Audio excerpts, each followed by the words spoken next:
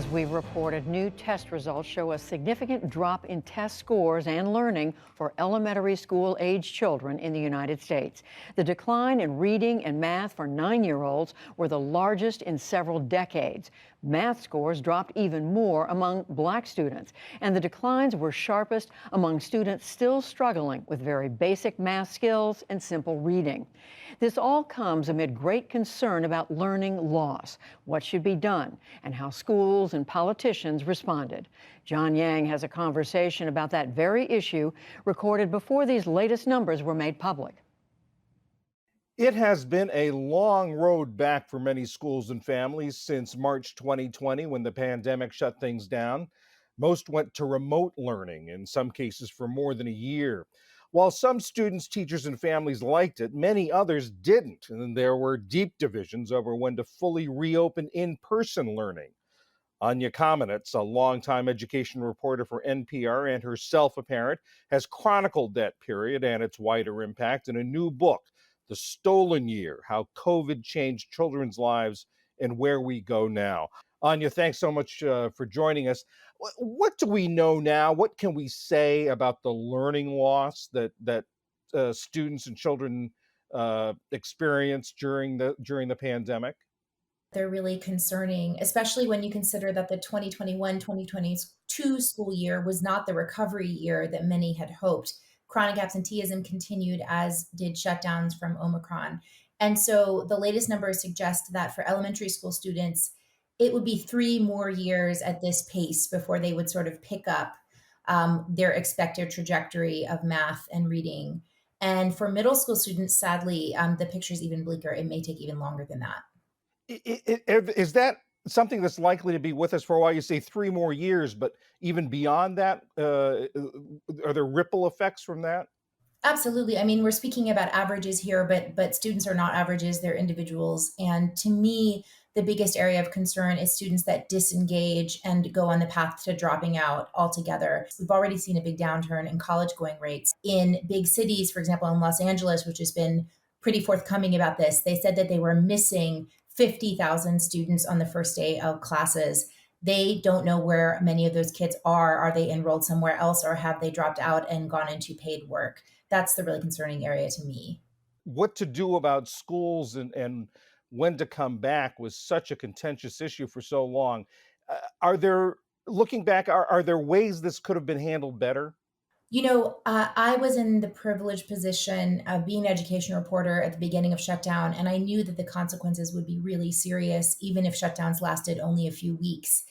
As the year continued, and I saw the lack of leadership on so many levels, really a full throated endorsement from the public health authorities on the importance of in person school was not forthcoming. We did see that in other countries, and that's how our peer nations, particularly in Europe, really committed to reopening despite the fact that they were dealing with surges and waves. And they reopened schools in preference to other public accommodations. And of course, in the US, we really took two paths. Red states opened up everything with almost no restrictions, and many blue states actually opened up businesses, bars, restaurants without opening up the schools full time. And what was the effect of that? I mean, you talk about sort of the red states, blue states, and so much of the pandemic was politically tinged. Talk about how that affected this debate about what to do about schools. Oh my gosh. I mean, it affected it terribly because the rhetoric, following President Trump was really that we needed to get back to normal and kind of ignore precautions, or that precautions were not important. And that did not build a lot of trust. So I personally spoke to teachers in Georgia, in Florida, in Texas who were terrified about going back to school without precautions in place. On the other side of things, in blue states, it seemed like almost in reaction to that, there formed this attitude that we should have zero COVID before we go back to school. And that really led to, I think, terribly detrimental impacts on children as the pandemic dragged on. And so it just seemed harder and harder to understand why schools would be subject to restrictions that were not seen in other parts of society.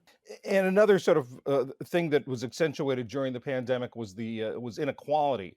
How did the differences in race and socioeconomic status In geography, you talked about the red states, blue states, but how did that affect students and their experiences in the pandemic?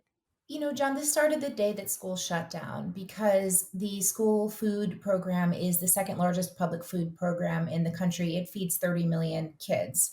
And when it switched to handing out sandwiches in parking lots, a lot of kids went hungry. In fact, hunger soared to levels that researchers told me were unprecedented in modern times in the very quick weeks right after the school shutdowns.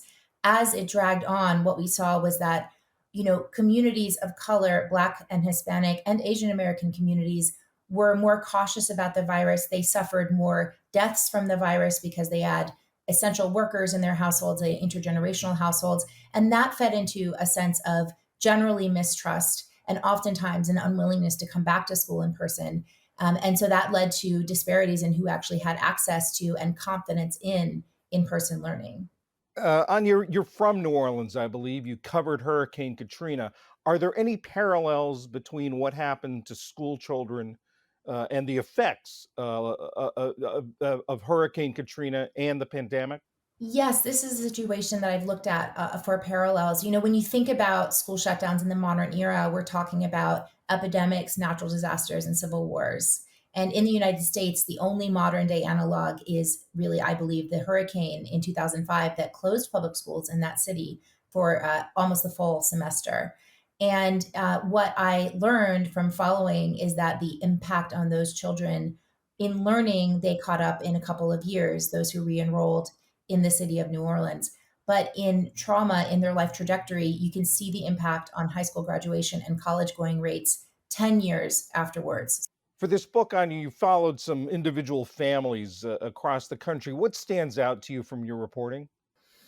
Um, so there were so many different paths that families followed, even within the same family. And a child that I think about a lot is was 7 years old when the pandemic hit, and he is the middle child of eight siblings, growing up in St. Louis. And when schools and daycares closed, his mother had to go to her essential job and oftentimes lock the door on the kids.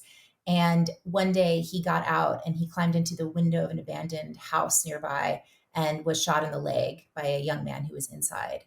And thankfully he recovered. But there are so many children whose stories we may not even know because they were not seen and they were unsafe during the pandemic school closures. The book is The Stolen Year: How COVID Changed Children's Lives and Where We Go Now. The author, Anya Kamenetz. Thank you very much, Anya. Thank you so much.